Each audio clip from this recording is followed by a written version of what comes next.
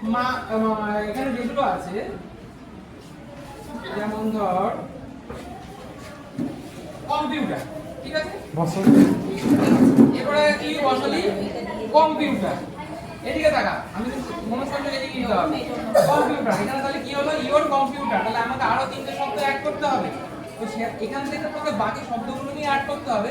তো এখানে কি তিনটে শব্দ হবে তুই অ্যাড করে আমাকে দেখাতো এর মধ্যে থেকে কোনটা হবে। দেখ যখনই এইটা সাবজেক্ট হয়ে যায়, ঠিক আছে, কম্পিউটার যদি সাবজেক্ট হয়ে যায় সাবজেক্টের পরে কি বসে ভার্ব বসে। তাহলে ভার্ব এর মধ্যে থেকে ভার্ব কোনটা হবে খুঁজে নিয়ে তোকে বলতে হবে কোনটা ভার্ব হবে,